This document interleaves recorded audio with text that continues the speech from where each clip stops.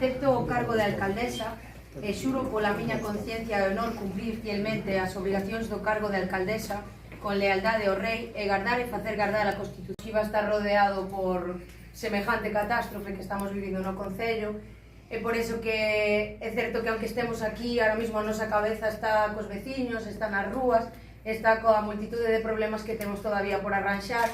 Entón tamén vos pido os que vos desplazastes de fora que entendades que a situación non é de plena normalidade, non? A verdade é que as miñas primeiras palabras como alcaldesa gustaríame que foran de unha mostra de agradecimento total e absoluta a todos os voluntarios que están colaborando co Concello sin descanso, con moita valentía, con moito arrollo, porque realmente se non fora por eles a gran multitude de problemas que estamos vivindo dende fai menos dun ano, porque todavía non fixo un ano dos lumes, non seríamos capaces de sacalo adiante cos medios que temos. Entonces, moitísimas gracias a todos os voluntarios, a todos os veciños e veciñas, a Protección Civil, porque sin eles de verdad que non seríamos nin quen somos, nin seríamos capaces de seguir progresando. Así que moitas gracias a todos. Despois, tamén, cando pensaba neste pleno, escribí unhas verbas para compartir con vos que quizás agora incluso teñen máis sentido que cando as escribín. Entonces, se me permitides, vou a pasar a lelas, vale, quero compartilas con vos, e digo así: nun mundo acelerado no que parece que a calidade humana se está perdendo, supón todo un reto afrontar o futuro dunha administración municipal, o futuro dun territorio.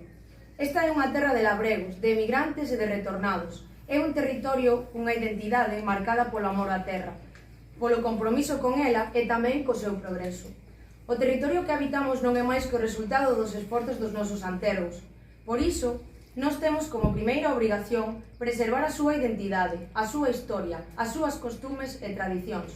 Porque nós somos de Vilamartín, sí, pero tamén de Valdegodos, de Córgomo, do Mazo, de Baixeles, de San Miguel, de Cernego, de Portela, de Arcos, Arnado, Penouta, Valencia, Correxais e San Vicente. Todos somos de aquí e de todos os seus recantos. Somos debedores da súa idiosincrasia. Por iso, cada anaco deste territorio ten o mesmo valor, e ese é nin máis nin menos que un valor tremendamente incalculable. Temos a obrigación de preservar todo o que fomos, o que somos e o que seremos. Temos a obriga de traballar para que cando as persoas pasen, esta administración sexa eterna e que siga o rumbo dun futuro que non esquece o seu pasado e que preserva a súa historia, para que cando os nosos descendentes habiten este territorio, saiban do noso amor pola terra e se recoñezcan en ela. Porque un pobo que ama o seu territorio e se recoñece en el é un pobo que camiña cara ao progreso, que se volve competente e que medra coa certeza de non perderse. Aquí o que nos queda é traballar, para que todo aquel que habitou esta terra, inda que xa non este neste mundo de labregos ou se atope polo mundo adiante, se sinta orgulloso de ser de Vilamartín, porque ser de Vilamartín, que bonito é. Que todo o mundo se sinta benvido a esta casa, que é a salvagarda da identidade de todos, e que ten como obrigación representalos e unilos a todos. Porque os povos existen, as súas xentes importan, e porque ser galego do rural sempre foi un reto. Pero non seguimos aquí, con séculos de historias nosas costas, e así seguiremos con o noso esforzo e o compromiso diario.